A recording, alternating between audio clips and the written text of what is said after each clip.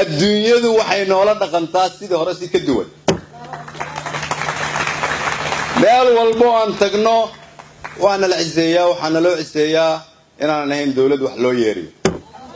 نلو مشي قعانك ومد الصومالية أنو قارين أنك قعان سنة قعان كانوا مد الصومالية قارين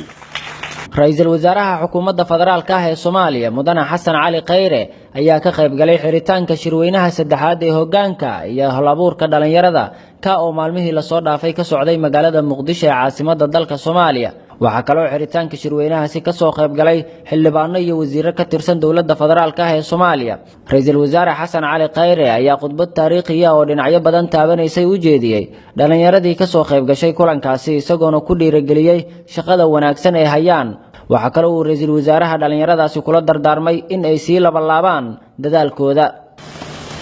waxaan rabaa marka dhalinyaroy dalkan hadda aan joogno xoogga uu haysto waa idinka maskaxda uu haysto waa idinka dhaqaalaha uu haysto waa idinka waxa uu ku faanayo ama cidda uu la tartamayo oo raba adduunyada inuu la tartamo waa idinka idinkuna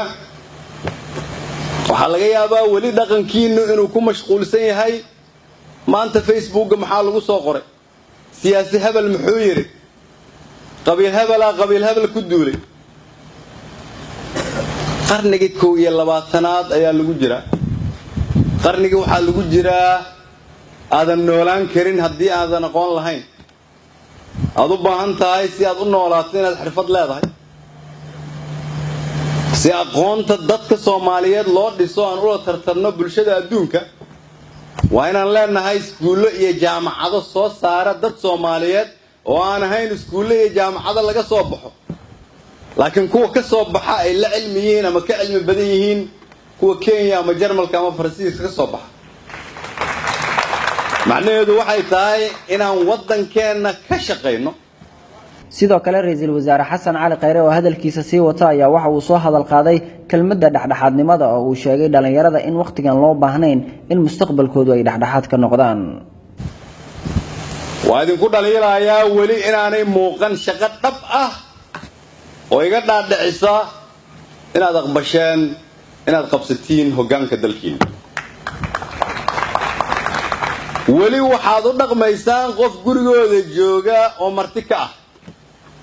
wali waxaad u dhaqmaysaan inaad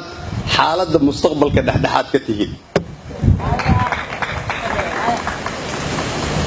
haddii aad u dhaqmayso inaad mustaqbalka dalka iyo dadka Soomaaliyeed iyo carruurtaada dhexdhexaad ka tahay